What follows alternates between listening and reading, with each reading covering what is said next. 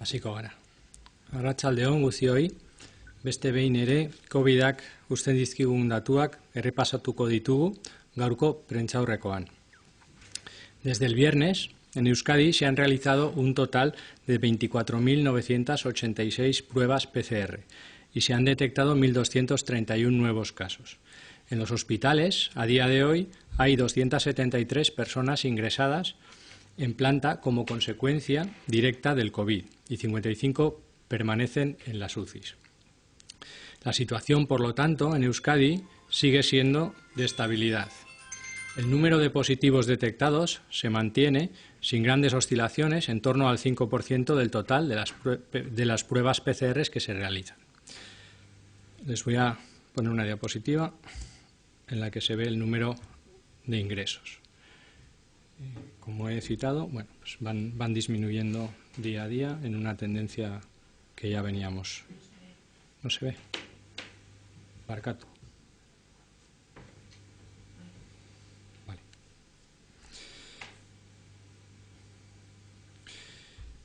Esta estabilidad también se refleja en los hospitales. De hecho, se mantiene la tendencia descendente en el número de personas que ingresan a diario. Euskadin beraz, egoera egonkorra da, detektatutako positibo kopurua mantendu egiten ari da, gorabehera handirik gabe. Ospitaletan ere, okupazioak aldaketa handirik gabe jarraitzen du. Ingresatzen duen pertsona kopurua beherantzako joera dauka. En cuanto a la situación de los centros educativos, han pasado ya 3 semanas desde que arrancó el curso escolar. En este tiempo se observa un descenso en la tasa de incidencia entre los escolares de 3 a 16 años. Les muestro la siguiente diapositiva, en la que se observa el momento del inicio del curso, que sería por aquí, el 7 de septiembre. Pasa esa semana entera y 2 semanas más de curso nos permiten observar los datos. Y los datos dicen que entre 3 y 16 años, que sería la columna clarita, llevamos 2 semanas de descenso de las tasas. La tasa actual sería 134 casos por 100.000 habitantes en ese tramo de edad. Podemos decir que el esfuerzo que se está realizando tanto por parte del conjunto de la sociedad y más concretamente por parte del ámbito educativo está contribuyendo a la evolución que mantiene la pandemia en Euskadi. Beraz, gizarte osoa egiten ari den ahalegina eta bereziki hezkuntza arloan egiten ari dena pandemiak Euskadin duen bilakaeran laguntzen ari da. Una vez repasados los datos, me gustaría trasladar un par de apuntes en relación al boletín. A partir de mañana va a haber un cambio en cuanto a la manera de contabilizar los casos en las UCIs y que podría afectar a la cifra total de ingresados en cuidados intensivos. Concretamente, para calcular esta cifra se van a contabilizar también las pacientes y los pacientes que están ingresados en la UCI como consecuencia directa del COVID, pero cuya PCR ya se haya negativizado. Es decir, personas que siguen en una UCI por complicaciones causadas por COVID, pero que ya no tienen una infección activa. Creemos que esta manera de contabilizar pacientes en la UCI refleja con más exactitud la forma en que, por una parte, el COVID repercute en la salud de la población y, por otra, los efectos que el COVID tiene en los hospitales. Una segunda cuestión a la que me quería referir es la que tiene que ver con el boletín semanal que publicamos la semana pasada, concretamente la que contenía los datos acumulados entre el 14 y el 20 de septiembre. Esta misma tarde se ha procedido a su actualización y el documento ya está colgado en la página web del Departamento de Salud. Concretamente, se ha actualizado el dato que hace referencia a la letalidad en el tramo de edades de 0 a 9 años. Como saben, en el informe que dimos a conocer la semana pasada, aparecía que una persona de entre 0 y 9 años con COVID había fallecido. Se ha comprobado que se trataba de un falso positivo. Por lo tanto, no hay constancia hasta la fecha de ninguna persona menor de edad fallecida con COVID en Euskadi. Nada más por mi parte y quedo a su disposición para lo que deseen preguntar. No sé si puede explicar un poco más esto del falso positivo, ¿por qué se ha tardado Se supone que el boletín semanal se hacía precisamente para que las muertes que quedaron reflejadas estuviesen perfectamente reflejadas y no hubiese este tipo de problemas. ¿Qué ha ocurrido para que se haya tardado otra semana más en hacer esta revisión? Se debe a un fallo en la actualización de los datos. Es decir, una persona que no había una gran sospecha clínica de COVID y da positivo en la primera prueba, al no haber esa sospecha, es un resultado extraño, se repite en varias ocasiones en ese paciente la prueba y todas absolutamente, menos la primera, fueron negativas.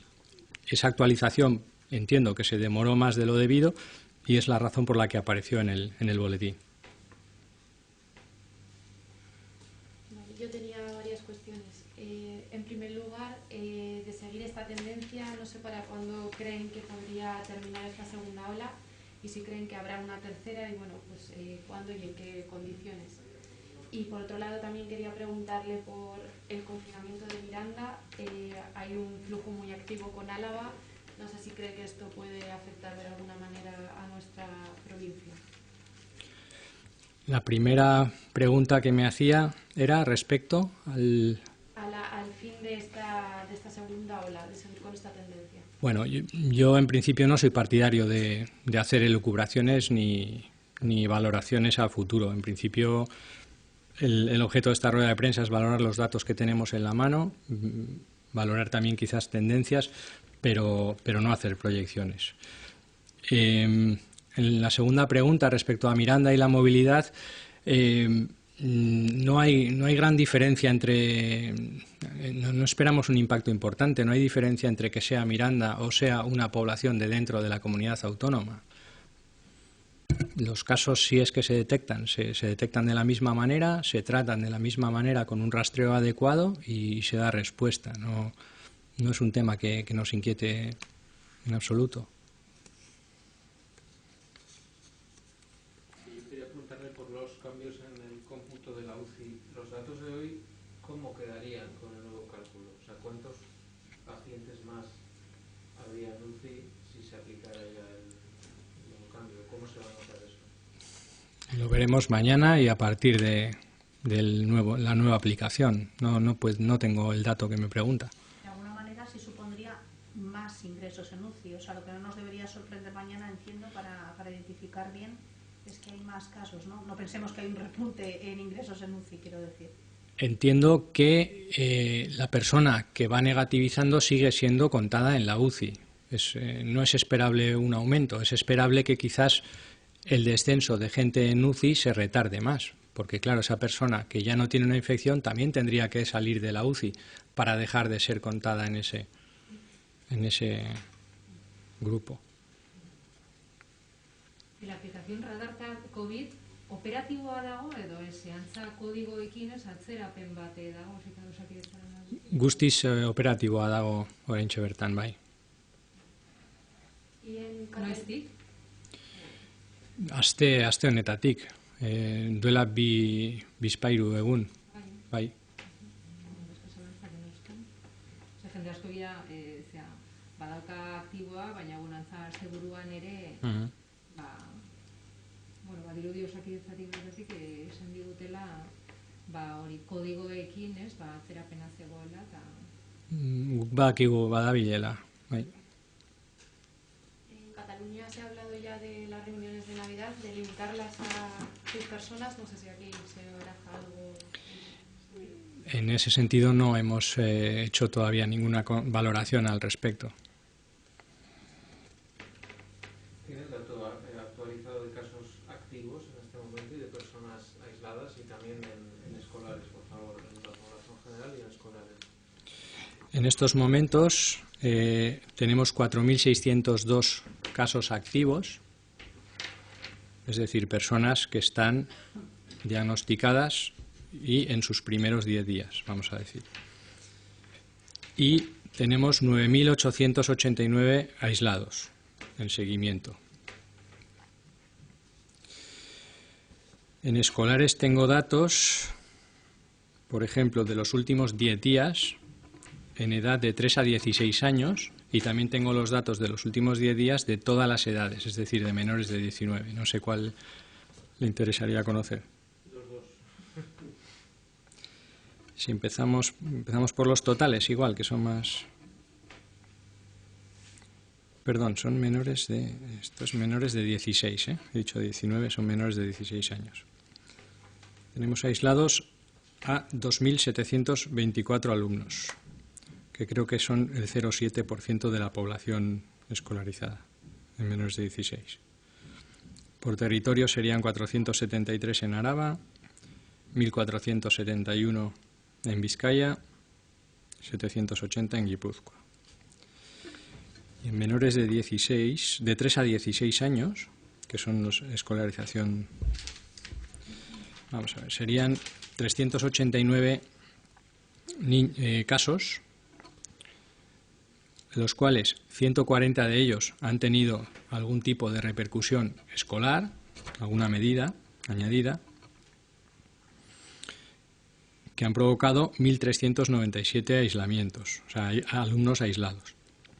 Eso nos da una media de unos 10 alumnos por caso. Eso es. Bai, beraz, barkatu, ez dakit zenbat kasu aktibo ditugun oroar erkidegoan eta gero hori nola eramaten den ikasleetara. Erkidegoan dauzkagu 4.602 kasu aktiboak eta 9.889 jende isolatuta.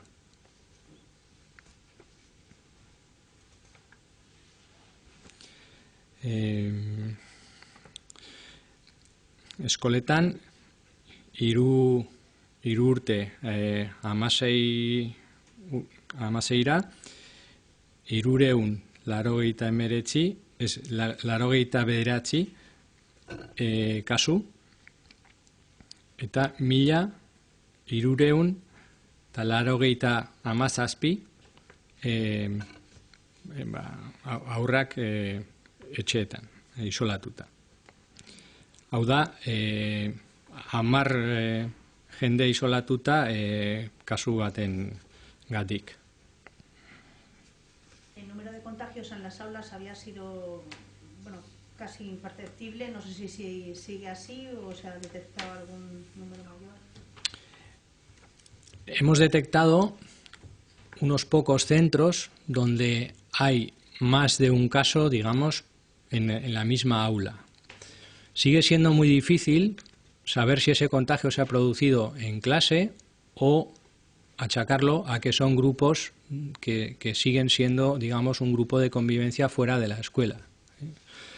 Lo que es notable es que la tasa y el número absoluto de casos en edad de 3 a 16 años, como pueden ver en la diapositiva que he proyectado anteriormente, está en descenso desde el inicio del curso.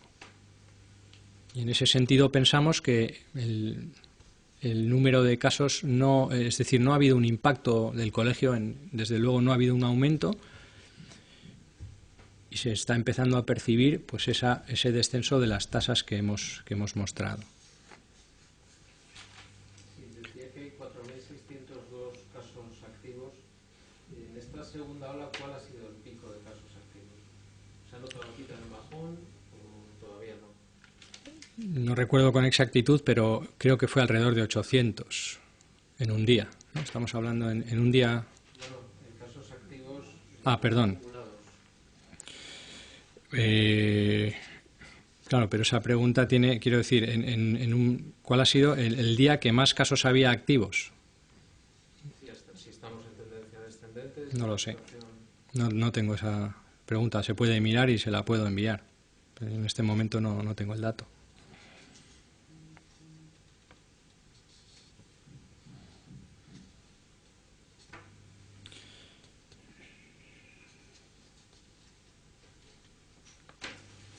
Vale, eskerrik asko.